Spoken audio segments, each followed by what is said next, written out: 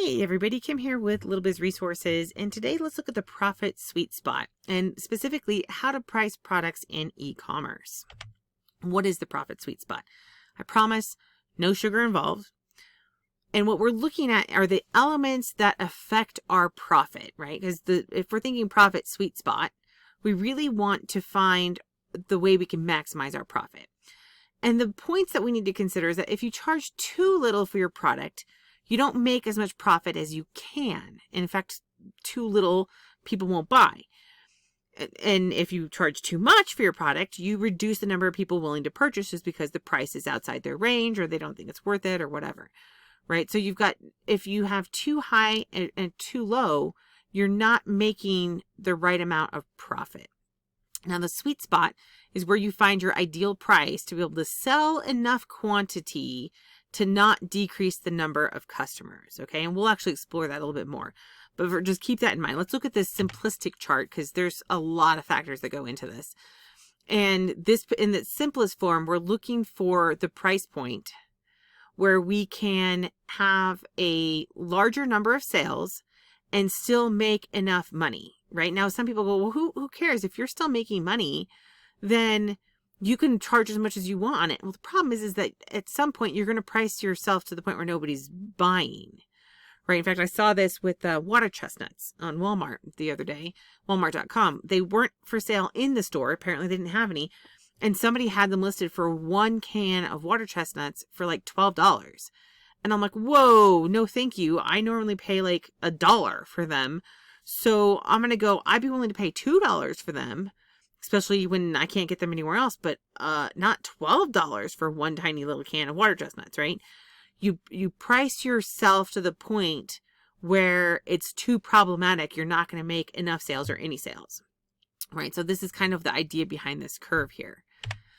So we're looking at that, we're saying, but what exactly is profit? And this is where this is the biggest mistake I see people make, is that they don't know what profit is. In fact, I can't even tell you the number of people I've had this discussion with when there's one person in my life that drives me crazy, and he's like, you did $1,400 in sales in a month. You've made $1,400. I'm like, that is not the way it works. But this is a common mistake that people don't think of. Just because you sell it for a certain price doesn't mean that's 100% profit, right? You're not making that money.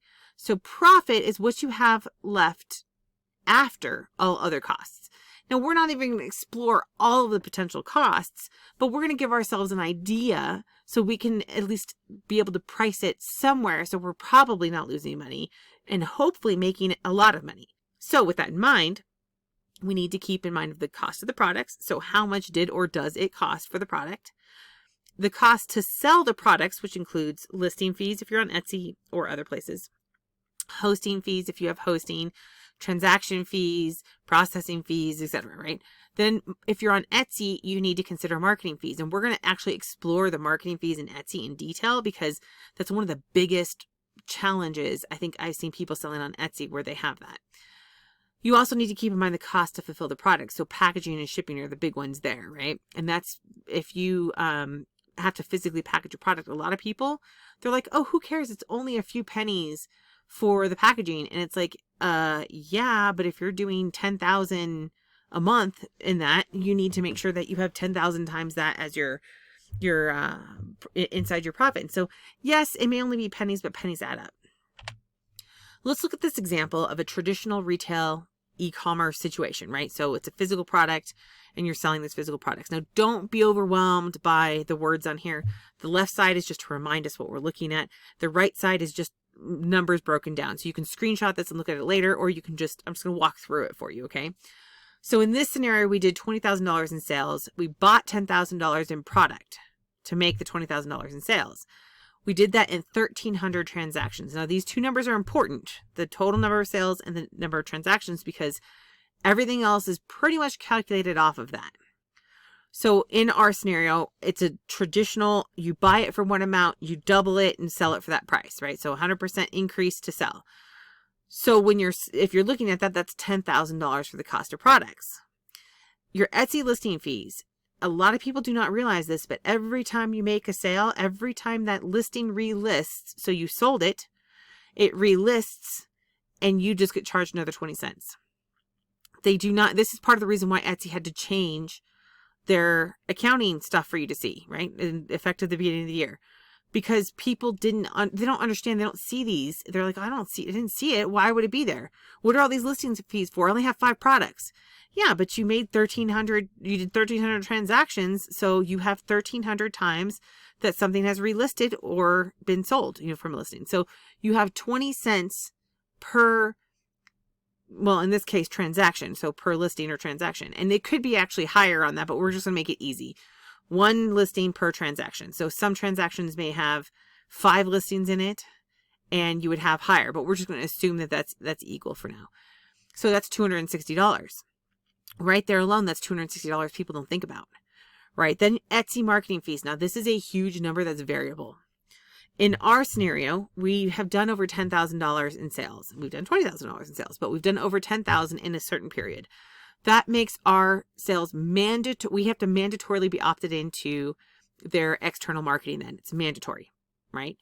That means that, and we qualify at 12% once we hit that. So 12% instead of 15% of the qualifying sales. Now a qualifying sale, this is confusing, I know. The qualifying sale is when somebody clicks on an ad and then makes a purchase. Okay. And you're like, well, I only have 5 products. How could they possibly find my ad? Maybe they did. Maybe they found somebody else's ad and clicked in and then went and bought from you. If they click on an ad and it results in a sale, it doesn't matter if they clicked on an ad for somebody else or not, you're going to get charged for it. We found that out the hard way. I don't know if it's 100% of the time. I have no idea what the variables are in it. Unfortunately, there is no apparent oversight in this or proof that anybody even clicked on an ad. Right? There's no trail of this. You just have to trust Etsy. So we have to include some number here, especially if you're doing that amount of sales. So we decided to look at our numbers and we said about 20% of our total sales result in a qualified sale for marketing. Okay. So 20% of our $20,000. So we'll put $4,000 there. Times the 12%. That gives us a $480 marketing cost straight from Etsy. Now, I know if that doesn't make sense to you, that's okay. It's understandable because it's very confusing. And again, no oversight, no proof, no nothing. You just have to kind of hope. But we want to make sure you put some number in there. If you feel better just saying, hey, you know what, I'm going to increase my prices to cover that potential 12%. Then so be it, right? That's what you decide to do. And then if you don't make 100% of your sales hit that 12% cost, then you get to keep that as profit. Which we'll talk more about when we do a breakout, right? We're going to price print on demand, and that'll help show that. So Etsy transaction and processing fees. Now, transaction fees are going to be 6.5% effective April of 2022, which is literally within the next month. So we're going to leave it at that 6.5%. And you can see that's $1,300. And that's 6.5% of the $20,000 in sales. Now, those sales, you could go, well, Kim, only $18,000 was product and $2,000 was shipping. Doesn't matter. You're going to get tagged with transaction fees and processing fees, no matter if it's for the product or for shipping. They used to just not do that, but people totally ruin that for others. And so now you get tagged for it all. All right, so shipping costs, in our scenario, we give free shipping over $35. For my store, about 30% of those transactions, so 390 transactions out of 1,300, would qualify for free shipping, and that would be at $8.50. I'm guessing. It's an estimate. I'll tell you guys, I use USPS for small packages. If you want to send priority, you're starting at like $7.95, I think now, for sending like a letter. Right? So the cost, this is a low cost of shipping, but we're just going to go with that because it works. So that would give us $3,315 that we did not recover in those sales because it was free shipping, right? So we didn't charge them for it, or we did, I don't know, however you want to look at it, but that came out of that $20,000. Our total cost at this point are $16,280. You subtract that out of $20,000, you have $3,720, which is about 18.6% of total sales. Okay, now that's not horrible, right? That's not horrible. I mean, a lot of people, they go into this thinking that they need to have, a 50% profit margin. But if you're starting out with only a 100% increase or 50% of it being your cost before you even jump into the other fees, you're not going to be anywhere close to that 50%. So these are just to give you some ideas on the numbers, and they are very realistic. These are very realistic numbers, right? I mean, it's very realistic. Of course, there are lots of strategies to get things down. You increase, your dollar amount, you reduce your product costs.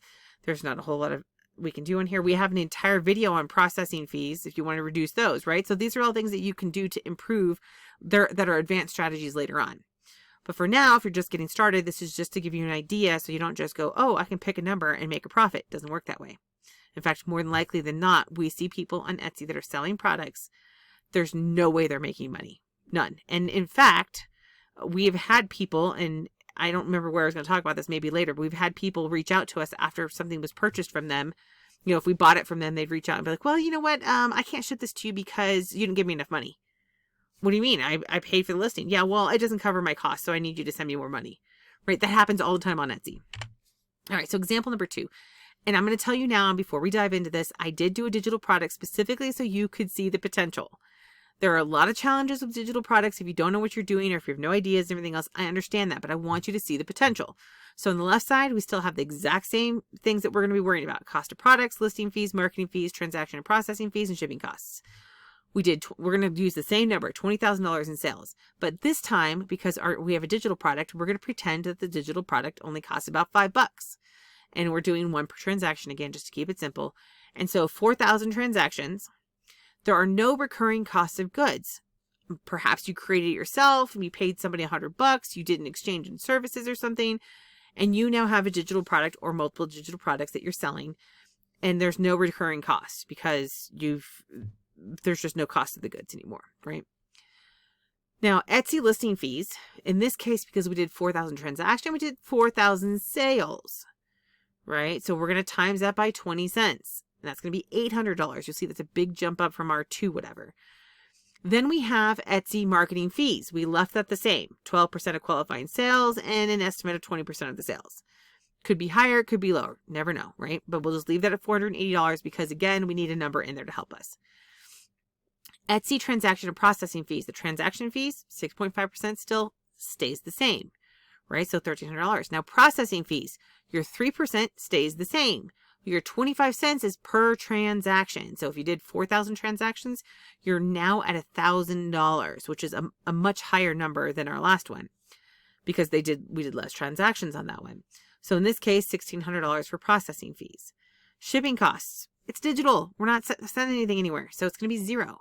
So our total costs right now are $4,180. And obviously a big chunk of that is because there is no cost to our digital product in this scenario. And for the most part, if you're doing a digital product, that should be true for you. So our total profit of $20,000 in sales is, we subtract the $4,180 and we have $15,820 or 79.1%, right? 79.1%. That's pretty good of our total sales. Now, with that said, I'm not going to say that physical products and digital products are, they're like apples and oranges. Sometimes people want apples and sometimes people want oranges, right? And sometimes oranges are in bigger demand than apples and vice versa. So there's no way. I wanted to just kind of give you an idea and let you think about it. And I'm not saying you need to do digital products. Unless you're not doing digital products, then you probably need to eventually add that into your expanse of products that you offer because they can make you quite a bit of money. So at this point, you're like, okay, now, Kim, you told me quite a bit of things, like there's cost to stuff and that there's, physical products and digital products, but how do I price my products? We're going to explore that. And again, I can't tell you exactly here's how you price, but I can give you all the variables you need so you can make an educated decision. There are plenty of pricing strategies, and we're going to call them strategies with quotation marks around them because some of them are just plain, what? So, but let's focus on some of the considerations. Number 1, you must cover all of your costs. And I mean all of them. So if there's some expense in here that I haven't included that you have to have, like you have a digital product and you have to pay $1 no matter what, because that's your agreement to somebody, then you need to include that, right? If you know that those costs are there, you need to include that. If you are not covering your costs, you're going to lose money and you'll have to shut down, right? My grandpa, God rest his soul, and I used to always get in arguments about this because he's old school government where he had a strategy that it would be go make a contract with somebody, do it at a loss for the first year, and then for the next 4 years, they're paying at a premium price. And I'm like, that's not the way it works anymore. Nobody wants that. They want the guaranteed price for the next 5 years, period. And then they'll go shop around after that. That's the way it works now, right?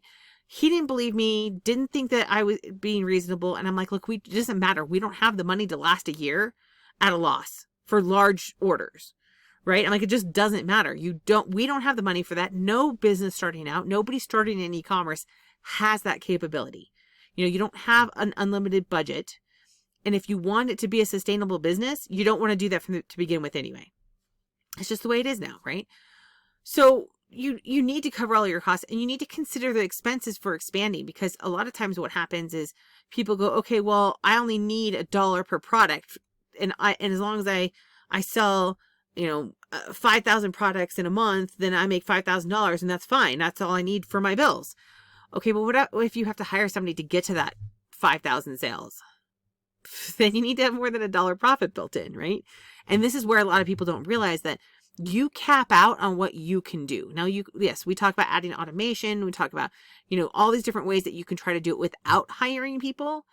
But sometimes you have to hire someone, and that just depends on what your future looks like. So you have to look at, okay, how do I scale this? So how do I go from 10 sales to 100 sales to 1,000 sales to 10,000 sales to 100,000 sales in a month? And I'm not saying that's possible for everybody, but I'm saying that if you look at it that way and you start saying, what are the steps involved? Oh, look, I'm doing all the marketing and I can only do up to 5,000 products per month, let's say. So if I want to get past that, I have to hire somebody else, which means that's now going into your cost. Now, it's not a per product cost. So really what we're going to be looking at is a per product cost and profit. And how do we turn that into, okay, monthly profit, annual profit, etc., right? And those are all steps that we'll take down the line, but let's start with pricing a product. I know somebody's going to cry when I say this. I cried when I told myself this. Not all products are worth selling. It's just the cold, hard truth. If it costs you too much and you don't make money, don't sell it, right? And sometimes you don't find this out until later. And this is one of the biggest challenges with physical products, right? I can't even tell you how many products in my store haven't sold. I spent money on them. I'm trying to sell them for the price that I need for a profit, and nobody wants to buy it.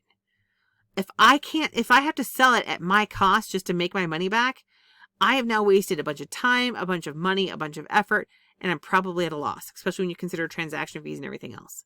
And there are people that are selling the same stuff that I sell for a lot cheaper, and it makes no sense to me. A lot of those guys are now starting to realize they're going to be out of business because they're hitting it now. It's been a year. They've been a year at a loss, and now they're like, whoops, I haven't made any money. In fact, I have this credit card maxed out, and I don't have any way to pay for anything now because they didn't price correctly. If you can't sell it for a profit, it's not worth it. Now, I will say there are strategies to take things, and this is a perfect example. So EP Laser, which is no longer a company, but we do have the brand still, and and some of the product. And when we first got on Amazon, I tried listing my products at one item on there for like $5, and the costs were way too high. In fact, for us to go to Fulfilled by Amazon, which is Amazon fulfilling it, our costs were going to be for one ornament were going to be roughly $9, right? And I'm like, man, I can't sell one ornament for $9. People are going to get, even if I did, I'm not making any money then. So I sat down and I said, okay, it's going to cost me the same amount to put 4 ornaments together in a set and have it packaged and ready to go and everything else as it would to put one in there. So I can sell 4 ornaments for $19.99 and it's costing me $9. And more than likely, I'll get people buying. Again, we go to that sweet spot, right? At what point will somebody pay for the product and give you a profit at the same time?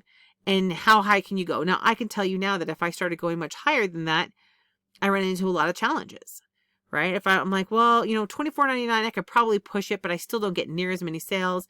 It seems to be $20 is that sweet spot for my particular product. every product's different, right?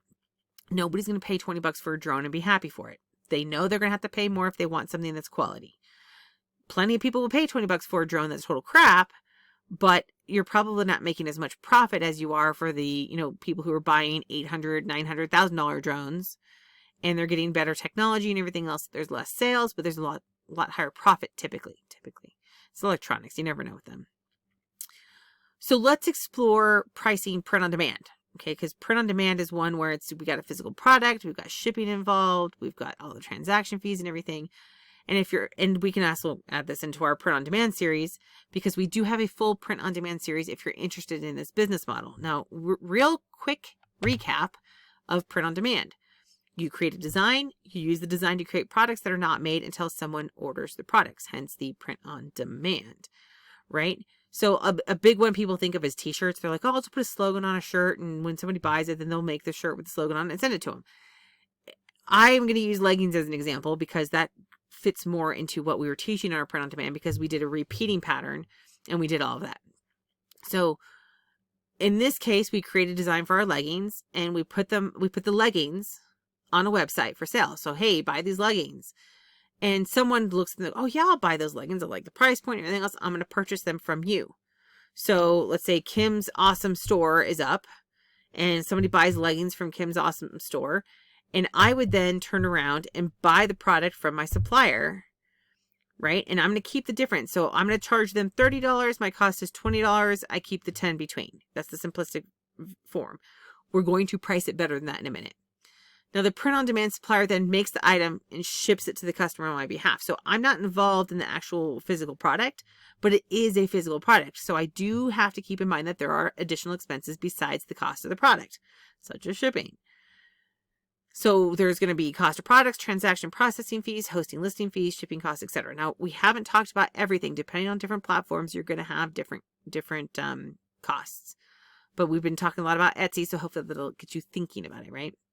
And then, of course, you may want to also consider pricing with consideration of hiring someone. For example, if you're going to hire somebody to place orders for you or to work customer service, maybe you can figure out, look, I know I have a 20% of my products require some sort of customer service.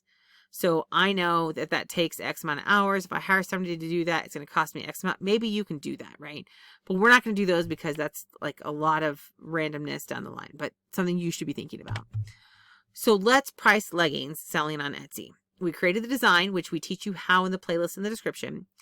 Now you could hire someone too, and I left it blank, so you could have them create the design, do the listings, place the orders, whatever it is that you need help with, or you think that somebody else should be doing, or you don't want to do, or whatever. You can put that in there and think about that. Keep in mind, we're not going to price based on that specifically. We're going to price keeping that in mind. So our leggings cost is $27.50 plus $3.99 shipping. There are lots of different ways to price. I mean, Google how to price a product. You're here because you're looking for that same thing. You've probably seen a bunch of stuff already. Maybe you want a per product profit. Now I see a lot of people that do that, and we'll actually talk about that. But it doesn't always work that way. And so a lot of people look at a percentage profit. So it kind of gives them a range. It's just whatever. It doesn't really matter what your method is. The most important part is that you consider all of the costs. Okay. All of the costs, including, and this is the first time I've mentioned this, covering the cost of potential refunds that you're going to have to eat the cost of. Okay. Now that doesn't happen a lot, but it does happen. So let's take a look at the Excel sheet.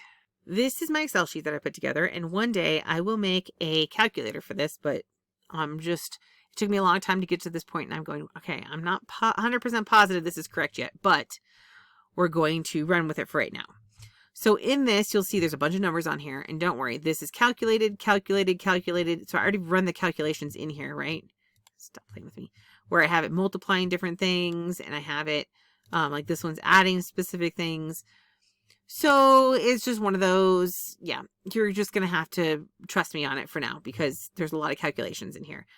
Now the parts that I can change right here are markup and the number of transactions. And then these orange ones, this is going to be what it sells for, and this is what our profit is before marketing fees, right? So I added in potential marketing fees this is going to be for our sales, our potential marketing our fees on all sales. So it's not a percentage of that. And the reason why is because we could have 100% of our sales take have marketing fees on Etsy, right? So you'll see that here's the profit after marketing fees. So in this scenario, we have $27.50 is the price of the product, $3.99 for shipping. I have a $15 markup to give me $46.49 for the sale. Okay, at this point, I'm pretty sure somebody's going to ask about sales tax. Sales tax is always on top of the amount and has nothing to do with what you price at, okay? If that's what you're considering, you're doing sales tax wrong. Okay, sales tax is something that you collect and you pass through. On Etsy, they're doing it, not you. You don't have to worry about it, okay? So we've got, in this case, with one transaction, we have a total sales of $46.49. We have our product cost at $27.50. That's because we only have one here. Cost of shipping is $3.99. Transaction fees at 6.5%, $3.02. Processing fees at 3% plus 25 cents is $1.64 for this one transaction. And then, of course, that's the one transaction. Listing fees in this case are only 20 cents because it's one transaction. So our total costs are $36.36. Our total profit, which then goes from our total sales minus our total cost, gives us a total profit of $10.13. This $10.13 is before marketing, A, and then B, you also need to consider that it's $10.13 of profit, but not final profit. Okay, not final profit. We can't do final profit. We don't have all of your expenses. So you got to think about what other expenses you have. And if you're like, hey, I only have my time, then maybe this is a good profit, $10.13, especially if you're doing print on demand where you're just basically fulfilling orders. But again, there's going to be a maximum amount of time that it's going to take you. Let's say it takes you 5 minutes per order and you only have 2 hours per day, right? So you can only do 60 orders per day. And that's assuming all of your time's dedicated to orders. So if you can only do 60 orders per day, and let's go ahead and pull up the calculator here because we don't have enough calculations going on. Let's say you can do 60 orders per day on an average of 30 days per month. So you can only do 1,800 transactions. Okay, so let's just say that that's 1,800 transactions. That would be, and you'll see already, doing that was a big number, by the way. Yeah, you can have a potential profit of $18,000 in this case because you had your $10 per product, so it's $18,000. But if you have marketing fees of 12% on 100% of your sales, you would only see $8,000. So yeah, you're like, okay, well, yeah, $8,000 is fine. Per month for me is fine. But keep in mind that you're going to have other expenses as well. You're going to have potential refunds that you're going to have to cover.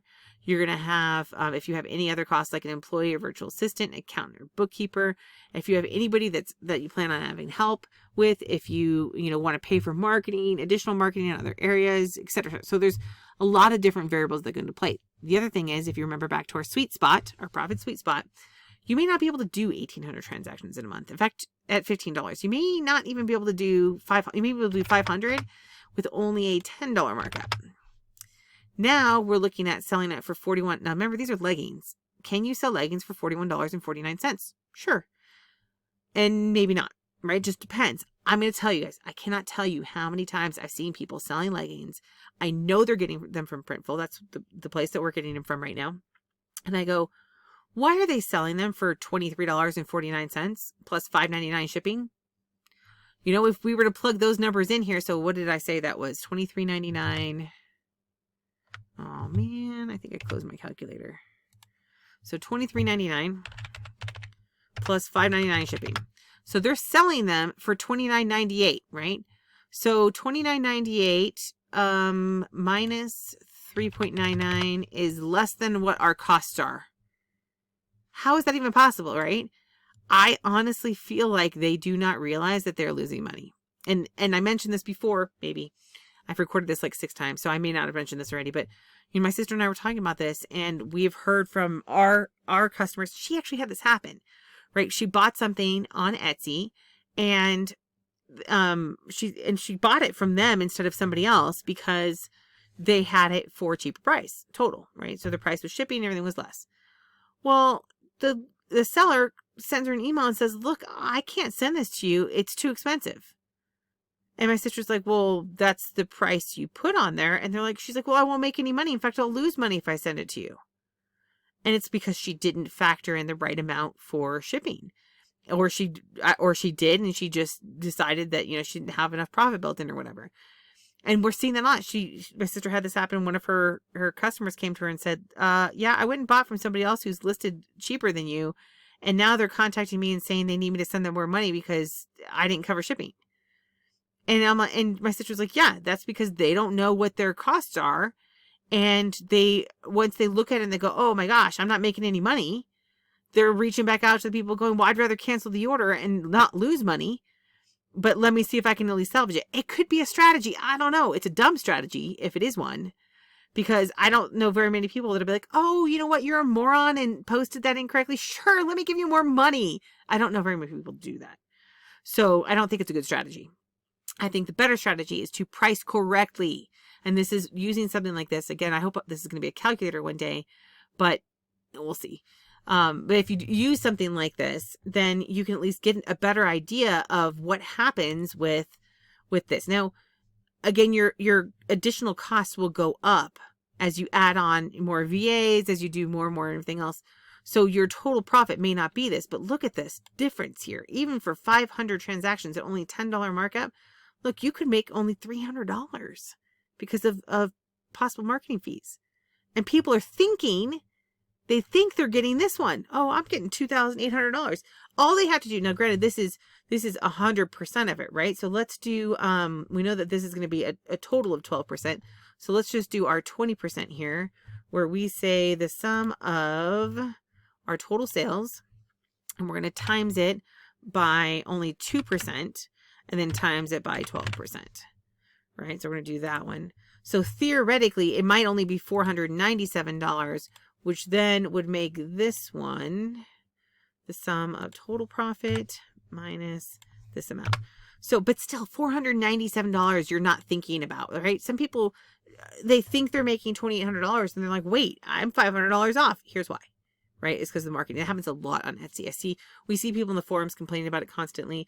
How do they budget for it and everything else? This is one of those areas you're going to have to determine where your sweet spot is. Can you mark this up?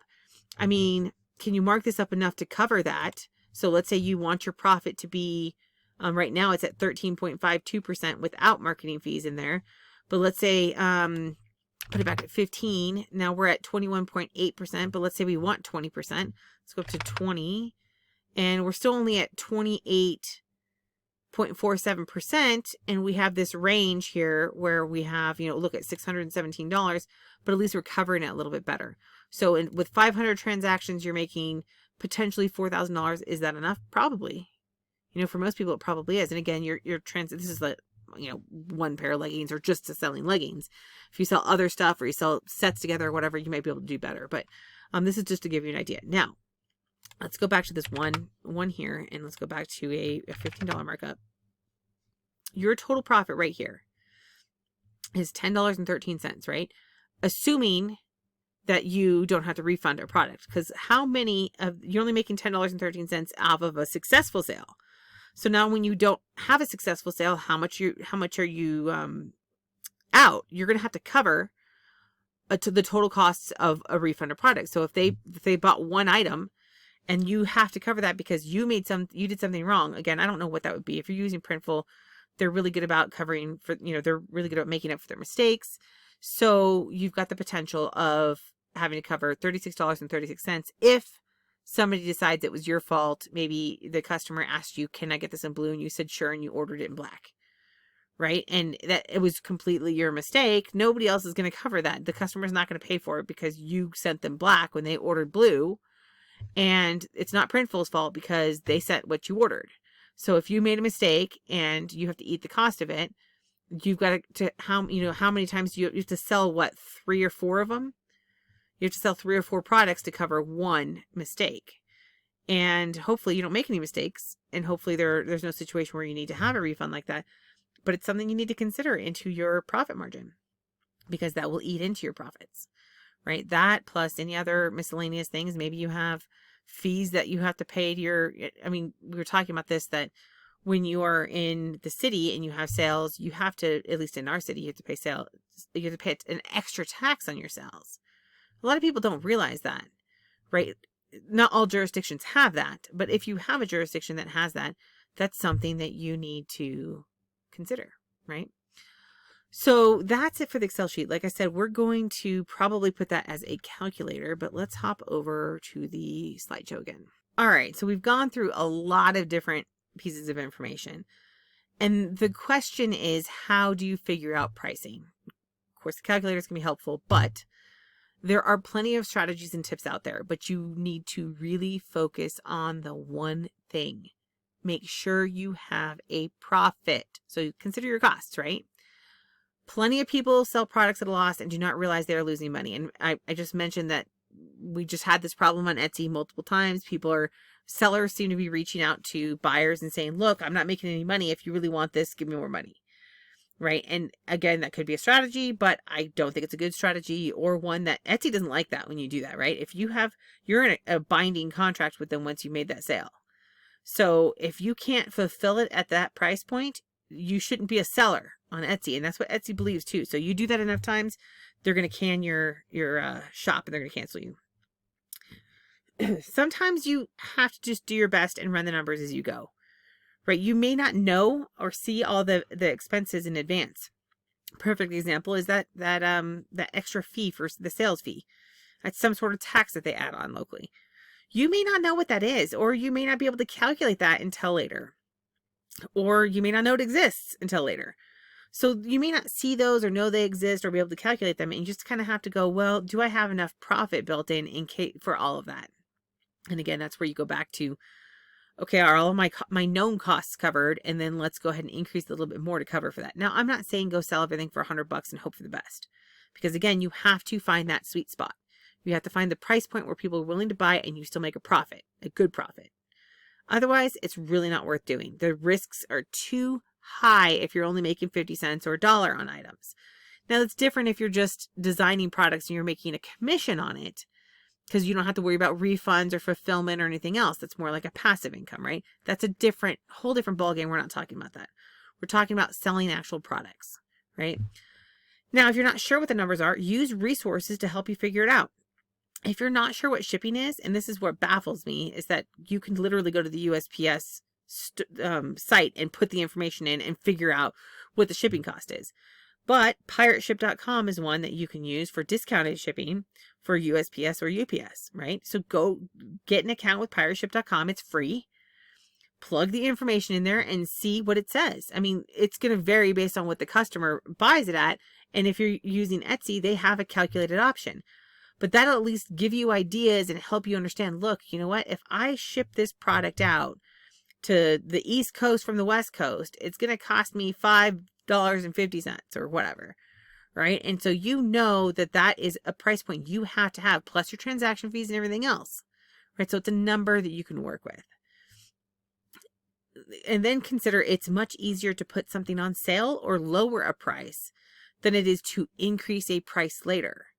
But you still want to aim for a reasonable price in the first place. So you don't want to be like, well, you know what? I'm just going to put it at $100. And when nobody buys, I'll put it on sale and see what they do. I've seen ones where it's like 75% off. And I'm like, okay, that's just ridiculous. Why is it 75% off? And then you start to go, well, if this is a clearance out product, there's something wrong with it and blah, blah, blah.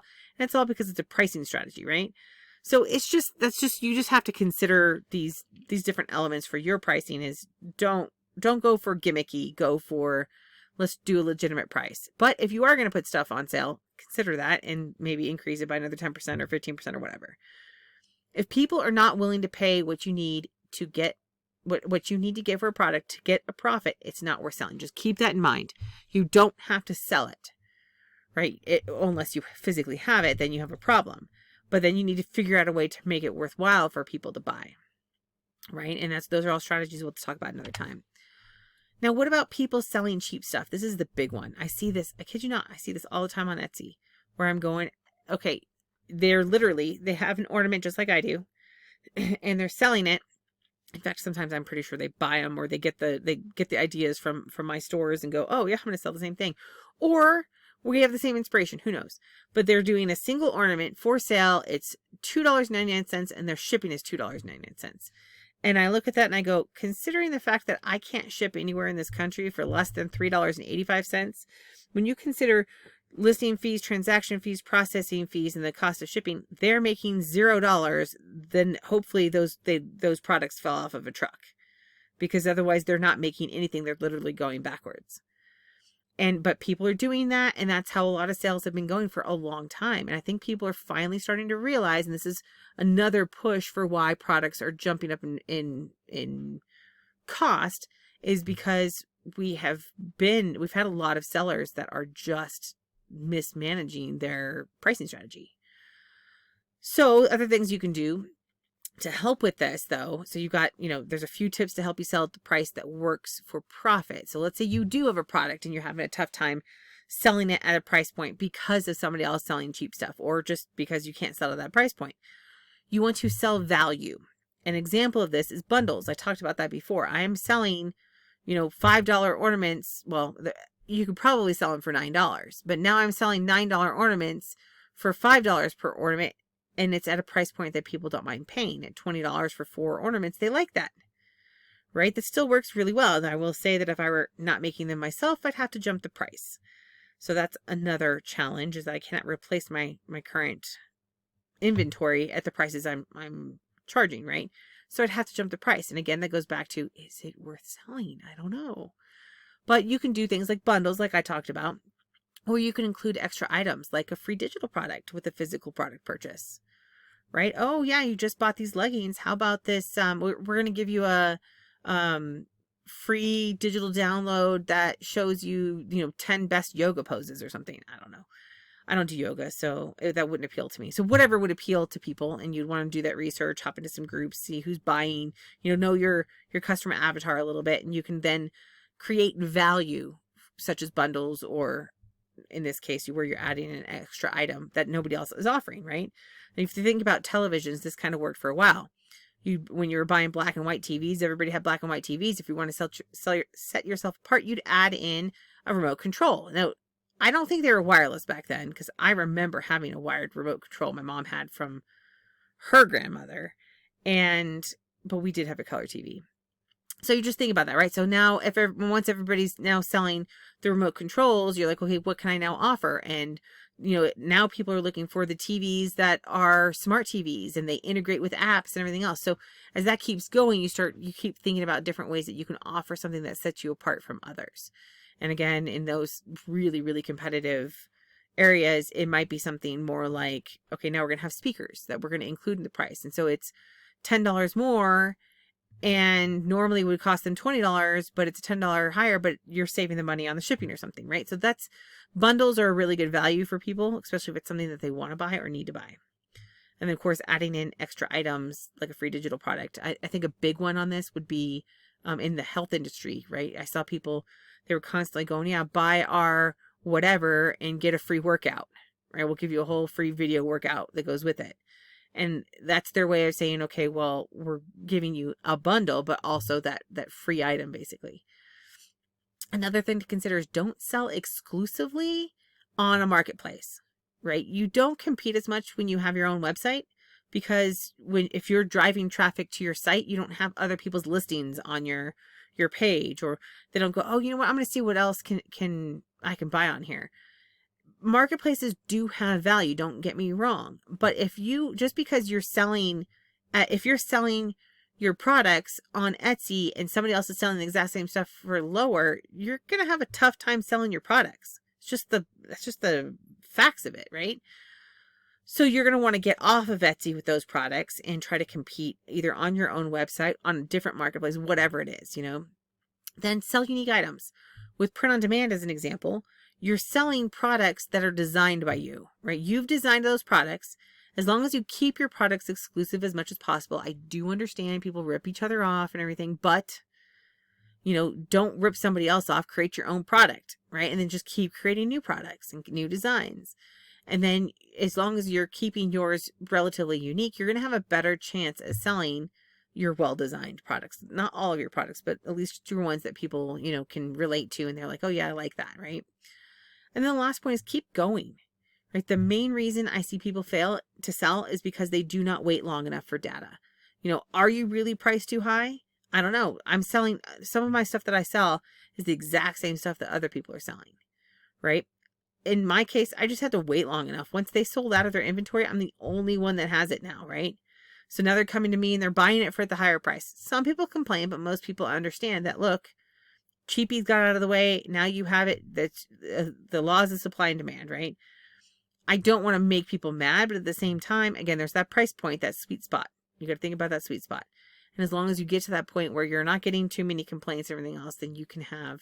But here's the problem is most people go, I didn't sell anything. It's been 3 days and I haven't sold anything. That tells me that this product isn't good. No, it doesn't mean anything.